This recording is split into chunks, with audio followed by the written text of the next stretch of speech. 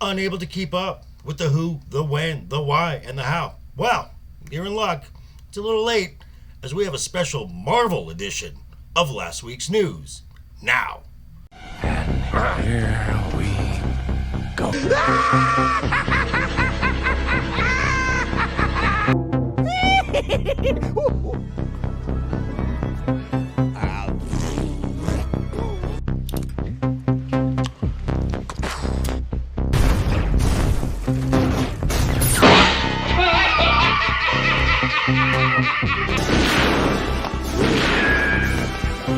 Is like gravity.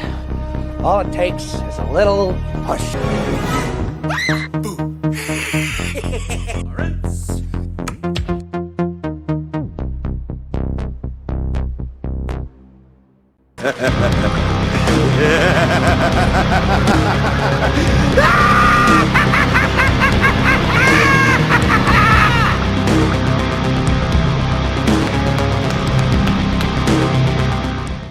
What's up, guys? How you doing? Welcome back to the channel. Glad you stopped by. And if you're brand new, welcome. Grab a seat and stay a while. But do me a couple favors first. Go down and hit that subscribe button. Go next door, ring that bell. Make sure it says all so you know when the next video pops up. Hit that like button. And before you head out, drop a comment.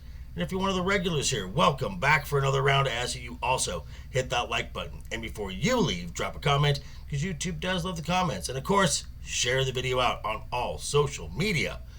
Some good news, guys. We are over 2,000 viewing hours. That's right, we are less than 1,000 to get this channel monetized. Share these videos out with your friends. The more views we get, the closer we are to getting this thing making some money. So let's make this happen. And, well, it is Monday. And, of course, it's time to, kick off the week with some stories you might have missed in the world of entertainment and pop culture. And last week was a very heavy week for Marvel. So I guess this is a Marvel Monday edition. All links should be down below in the description. Let's just jump right into it. Here we go. Here we go. So we're going to start off with the numbers. And this is not exactly Marvel, but it's Marvel adjacent, sure. And that is the Sony Spider-Verse film, Madam Web. Its latest installment. And to say that this film is underperforming is, well, an understatement. At the time of recording, since opening on Wednesday of last week, this film has had a global box office, total global box office of $49 million. Damn! And like I said, even though this is not Marvel Studios, I can't help but think that the failure of the Marvels helped contribute to this failure, which will most likely affect projects from Marvel Studios going forward. That must be really hard for you.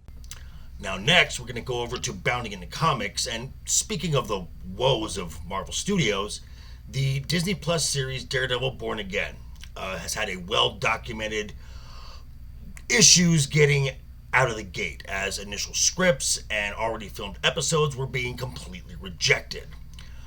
Someone who agreed was John Bernthal in this article here, known for his role as Frank Castle, aka the Punisher. In the article, he said that he hated what Marvel Studios was doing. In the same article, John also seems to be happier on some of the changes since the project has gone back to square one. And some of these changes are the return of characters like Foggy Nelson, Karen Page, and Bullseye. However, noticeably absent are the original series writers, Drew Goddard and Bill Everett. Let me remind you, folks, that even with these changes, this is still Disney Marvel. And do you think Disney Marvel can deliver a winner of a series based on a Frank Miller storyline? Don't count on it. Next, we're going to go over to Variety. In other seemingly good news for Marvel Studios, Deadpool and Wolverine, their Super Bowl trailer, set a record with 365 million views in 24 hours, making it the most watched trailer of all time, beating the previous record of 355 million views from Spider-Man No Way Home.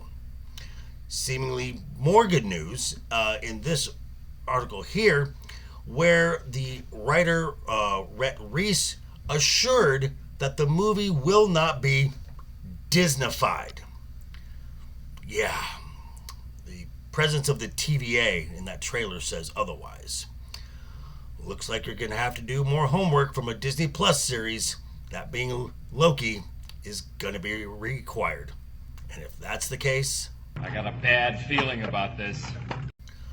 now we're going to go back to Bounty in Comics, as Marvel Animation released their trailer for X-Men 97, a direct sequel to the very popular 1992 animated series with some changes. As showrunner Bo DiMeo revealed that, unlike the original series, the character of the shapeshifter Morph is now non-binary. And going further, claims that Morph and Wolverine have an interesting buddy relationship. You can't be serious. You gotta check off them boxes, you know. And finally, we're gonna head on down to Deadline, where, speaking of checking off them boxes, Marvel Studios last week also officially released the cast of the anticipated Fantastic Four film, with Mr. Fantastic being played by Pedro Pascal, Sue Storm by Vanessa Kirby, excellent choice. Johnny Storm will be played by Joseph Quinn, and Ben Grimm by Eben Moss-Bacharach. Pedro Pascal seemed to be the head scratcher until you look at this article right here from Geek Tyrant, where, according to Jeff Snyder, said that Kevin Feige pushed for Pedro Pascal because he felt the cast would be, and I quote, way too white. Boring! Don't be surprised, folks, if Mr. Fantastic in this film is anything but, and Sue Storm is the real leader of Marvel's first family. Because you know, MSHEU gonna MSHEU. Duh. But these are some stories you might have missed in the world of entertainment and pop culture. Now I want to hear what you got to say.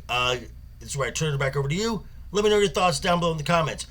Check me out tonight, 7 p.m. from Legion Talk, simulcasting here as well, for Game of Thrones, Season 7, Episode 5.